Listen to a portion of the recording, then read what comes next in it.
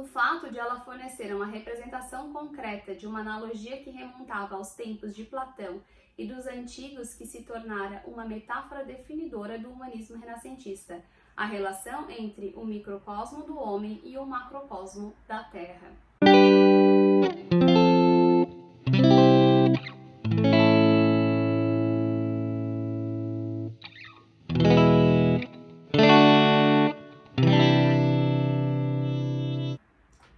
Olá, hoje é dia de continuarmos a biografia do Leonardo da Vinci e eu queria avançar um pouquinho nela, mas chegamos num capítulo aqui que eu vou ter que dar uma freada e comentar um pouquinho mais especificamente sobre esse capítulo, até porque hoje é dia 15 de abril e dia 15 de abril de 1452 nascia o nosso gênio em questão, Leonardo da Vinci, há 571 anos. E então, para comemorar o aniversário de Da Vinci, eu quero me aprofundar um pouquinho mais num tema que eu acho bem importante, porque apesar de não ter sido uma obra e sim um estudo, o desenho do Homem Vitruviano, que é este famosíssimo aqui, merece um pouquinho de atenção e destaque, e até porque também não tenho pressa nenhuma em terminar essa biografia. Eu tô adorando ela e eu acho que ela pode ser muito bem degustada. Tem bastante detalhe aqui, bastante informação que eu gosto de pesquisar e com calma, não temos pressa nenhuma. Então vamos lá. O capítulo 8, ele vai falar sobre o homem vitruviano, e esse capítulo tem muita informação interessante que eu acho que a gente pode dar uma implementada aqui também, então vou focar só nele hoje em homenagem ao aniversário do nosso polímata. O autor vai começar falando então do projeto do Tibúrio para a Duomo de Milão. O que é o Tibúrio, né? O Tibúrio, ele é uma torre que vai em cima da cúpula, e a cúpula fica ali na intersecção entre a nave e o transepto. Então, eles precisavam do projeto desse Tibúrio que ainda não tinha sido feito. E a catedral estava em construção há um pouco mais de 100 anos. A gente está ali em 1487 e a construção da Duomo de Milão começou em 1386. E ela só foi terminada em 1965. E o Tibúrio foi feito um restauro em 2016. Bom, então eles fizeram uma competição para escolher o projeto para esse Tibúrio e o Leonardo resolveu participar para mostrar os seus dotes da arquitetura e da engenharia e para dar, né, um passo além do seu serviço como entreter a corte. E aí então eles chamam para ajudar a analisar esses projetos o Donato Bramante. O Bramante é um arquiteto renascentista extremamente importante. O Tempietto é um projeto do Bramante que é o modelo clássico da arquitetura renascentista. E ele foi o arquiteto mais importante do Alto Renascimento. O Renascimento italiano é dividido em 3 períodos, que é o Trecento, que é no século XIV, que tem o Giotto, que tem na literatura tem o Dante, o Boccaccio, o Petrarca, o Quattrocento, que temos o Brunelleschi, o Alberti, e ali da metade já pro final, né, vem o Da Vinci também. E aí vem o Cinquecento, que daí é considerado o auge do Renascimento, que continuamos com Leonardo, com Michelangelo, com Rafael. E o Bramante também, o Bramante era mais velho do que o Leonardo, mas ele vai fazer muito projeto importante ali no Alto Renascimento, inclusive a Basílica de São Pedro. Ele foi o primeiro arquiteto da Basílica de São Pedro, e aí quando ele morre, quem assume os projetos então é o Michelangelo. Então o Bramante é uma figura extremamente importante ali no Renascimento, e ele começou com a mesma função que o Leonardo. Ele entretia a corte ali no Cruz Sforza, e ele, inclusive o Leonardo se baseou em algumas das histórias dele para fazer as anedotas, as piadinhas que ele fazia lá, né, as profecias. Então eles ficaram super próximos nesse período, ficaram bem amigos, e o Bramante fez uma pintura que era do Heráclito e do Demócrito. E, ao que tudo indica, ele seria o Demócrito, que está sorrindo aqui da pintura, e o Leonardo seria o Heráclito que está chorando. O autor aqui até vai citar que, de fato, o Bramante já estava ficando calvo, assim, e com o rosto bem redondo, e o Leonardo tinha esse cabelo cacheado e a túnica rosada. Então, eles chegam à conclusão de que, de fato, seriam os dois ali, até porque no caderno, em frente ao que seria o Leonardo, ao Heráclito, tá com a escrita ao contrário, como o Leonardo. Aliás, sobre isso, já que no primeiro vídeo eu só passei essa informação por escrito, quero então aproveitar para reforçar que existe muita especulação sobre essa questão do Leonardo escrever ao contrário, né? Mas ao que tudo indica, é só porque ele era canhoto e não queria borrar o desenho, nada mais. O autor também vai comentar que os dois tinham visões sobre a arquitetura bem parecida, que ambos concordavam com a cruz grega, com o formato da edificação das igrejas em cruz grega e não em cruz latina. A cruz grega é quando a nave e o transepto têm a mesma distância, a mesma medida. E a latina não, é quando a nave, né, já vai ser mais comprida do que o transepto. Tá, a nave seria isso aqui, é a cruz de Cristo mesmo, né, daí muda da cruz grega para a cruz latina. Porque eles diziam que ela, assim, a forma do edifício era mais geometricamente harmonioso. E voltando ao Tibúrio, então, o Leonardo fez um projeto muito florentino, que não combinava tanto assim com o gótico da Catedral de Milão. A Catedral de Milão e a Catedral de Florença, Santa Maria del Fiore, ambas são estilo gótico, só que elas são extremamente diferentes, porque elas não são o gótico da França, que a gente vai chamar de gótico aqui nessa época, na verdade, com Vasari, né? Mas até então era a arquitetura da França. Então a gente vê que o gótico lá na França tem características bem parecidas, né? As igrejas são mais similares. Aqui na Itália, o gótico já ganha uma outra cara. Inclusive, de Milão para Florença já muda completamente, porque as duas catedrais são muito diferentes, né? Mas ambas são estilo gótico. E aí o Leonardo trouxe o estilo gótico de Florença. Ele quis fazer uma coisa um pouco mais simples, mais simplificada. E aí eles acharam que não combinava com o gótico da Catedral de Milão e resolveram chamar o Francesco di Giorgio, que o autor até vai dizer aqui que ele é o Leonardo de Siena. Ele era o arquiteto, o escultor mais importante lá de Siena, e então ele vai ser solicitado também para fazer essa análise do projeto do Tibúrio, porque eles não gostaram assim de nenhum, não chegaram num consenso, ainda estava precisando de mais um auxílio. E aí o Leonardo vai ficar super próximo do Francesco também, eles até vão viajar juntos para Pávia, porque eles estavam fazendo a catedral lá de Pávia também, e eles solicitaram a presença dos dois para dar um auxílio lá. E nessa viagem, o Francesco estava estudando o Tratado de Arquitetura do Vitrúvio e compartilhou esses estudos com o Leonardo. O autor vai dizer aqui pra gente que na biblioteca de milhares de volumes do Castelo de Pávia havia um belo exemplar manuscrito de um tratado sobre a arquitetura de Vitrúvio, oficial do exército romano, engenheiro do século I a.C. Francesco passou anos trabalhando arduamente em uma tradução de Vitrúvio do latim para o italiano, e havia muitas diferenças entre as cópias manuscritas feitas do Tratado de Vitrúvio ao longo dos séculos, e ele queria estudar a que estava em Pávia, assim como Leonardo. Então eles tiveram bastante essa troca sobre os estudos do Tratado de Vitrúvio nessa viagem, que foi bem importante. E aí então o autor vai dar uma contextualizada em quem foi Vitrúvio. Vitrúvio foi um arquiteto romano, mas na verdade ele começou no exército. Ele nasceu em 80 a.C. e ele deixou, depois que ele vira arquiteto, ele deixa escritas dos seus estudos sobre arquitetura, que ele fala da questão da proporção, ele já diz a importância da proporção humana para a edificação, dessa harmonia entre os dois. Eu vou entrar só mais um pouquinho aqui no Vitrúvio e falar sobre a tríade vitruviana, que também foi muito utilizada no Renascimento, não só as suas proporções ali com o homem vitruviano do Leonardo, mas também na questão do urbanismo e do uso da edificação como um todo, que é utilitas, firmitas e venustas, o uso, a solidez e a beleza do edifício.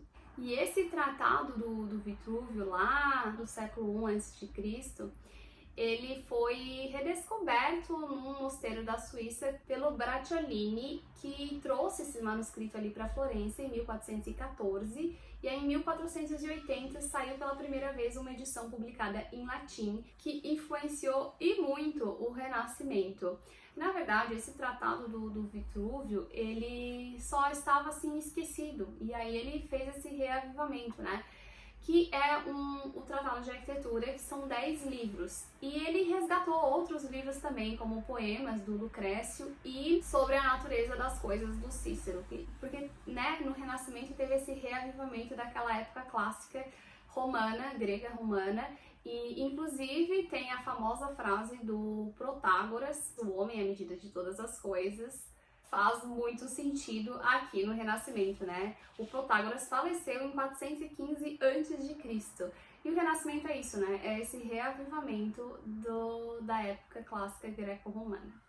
E aí o autor vai citar o que tanto chamou a atenção do Francesco e do Leonardo no Tratado de Arquitetura, e ele diz o seguinte: o fato de ela fornecer uma representação concreta de uma analogia que remontava aos tempos de Platão e dos antigos, que se tornara uma metáfora definidora do humanismo renascentista, a relação entre o microcosmo do homem e o macrocosmo da Terra. Essa analogia era a base do tratado que Francesco estava escrevendo. Todas as artes e todas as leis do mundo são derivadas de um corpo humano bem esculpido e proporcional, declarou na introdução de seu 5º capítulo. O homem, que também é um pequeno mundo, contém em si mesmo todas as perfeições gerais encontradas pelo mundo inteiro. Então eles têm essa analogia, né, do macrocosmo caber no microcosmo. E eles eram bem apaixonados por esse tipo de estudo. E então o Leonardo se inspira para começar os seus estudos sobre anatomia em 1489. Porque ele queria entender essas medidas todas do Vitrúvio e fazer o seu próprio estudo. Curioso do jeito que era, provavelmente ele queria verificar se aquilo tudo era verdade, e ele então começou os estudos para esse desenho aqui do homem vitruviano.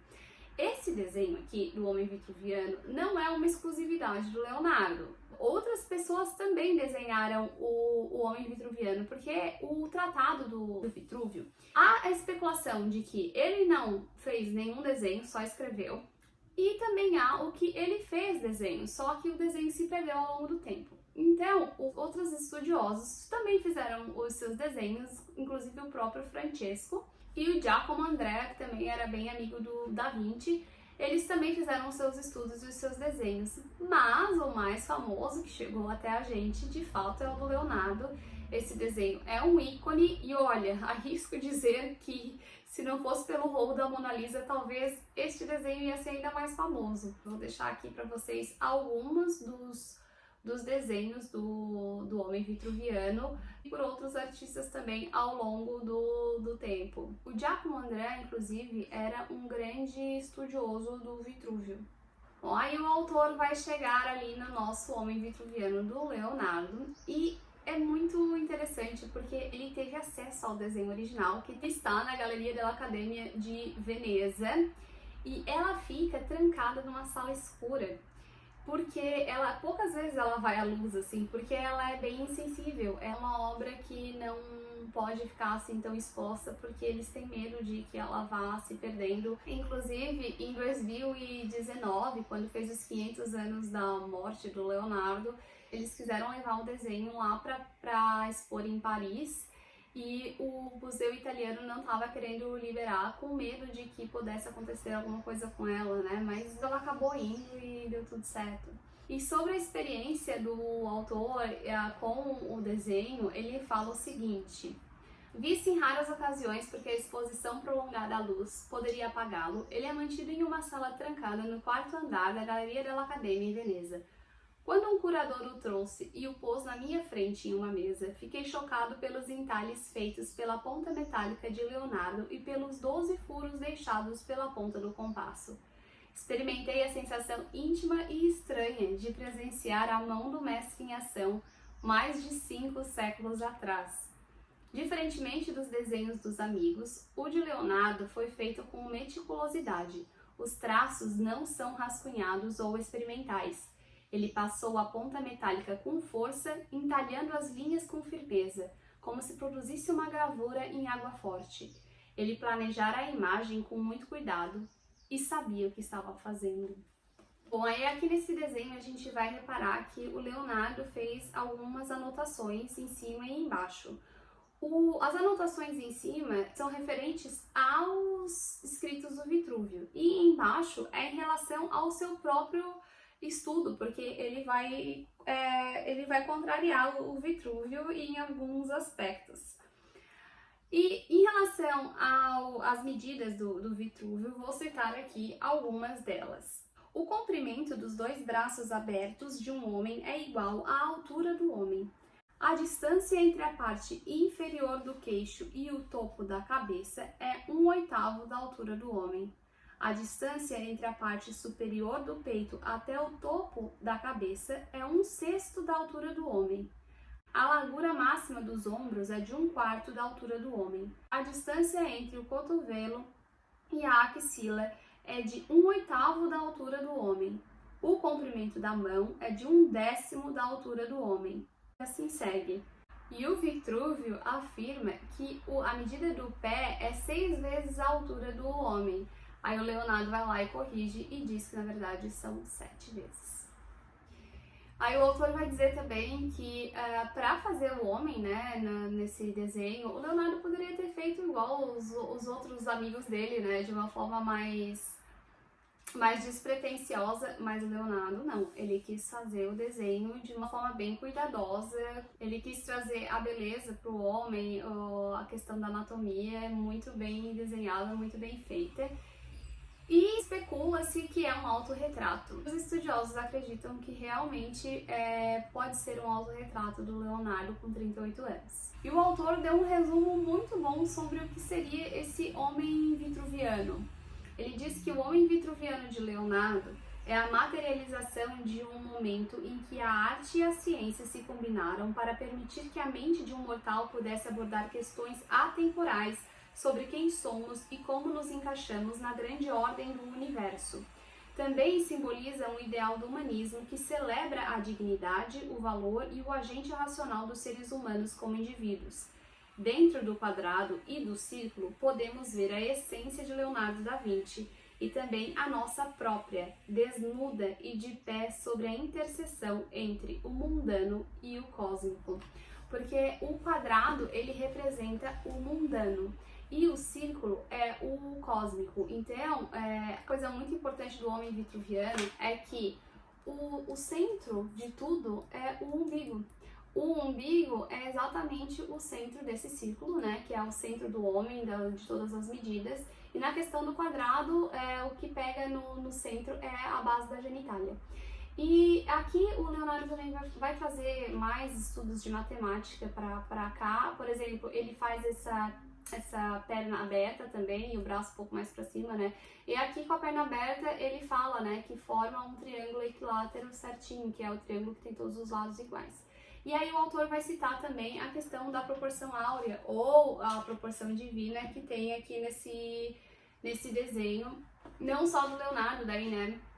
Daí é do próprio homem vitruviano, das próprias proporções do Vitrúvio, e o quanto a matemática era bastante envolvida nessas obras do Renascimento também, porque é essa junção, né, da arte e da ciência. E o autor vai citar também que essa questão do Leonardo ser uma pessoa super extrovertida e estar sempre com pessoas auxiliou nesse desenho, porque ele debatia as ideias com as outras pessoas também, com os amigos dele e outros estudiosos.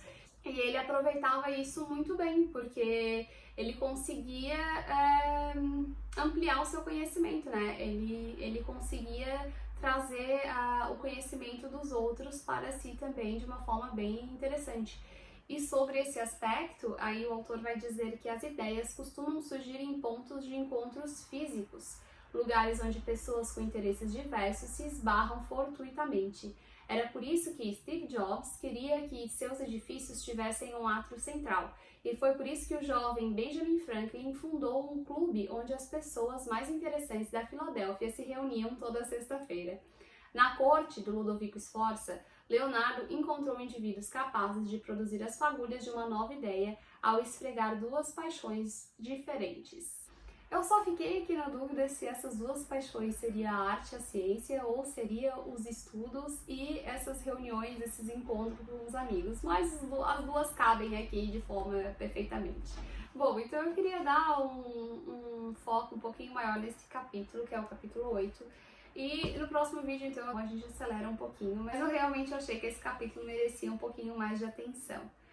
Então, espero que vocês tenham gostado. Se gostou, curte esse vídeo, se inscreve no canal e ative as notificações para não perder os próximos vídeos.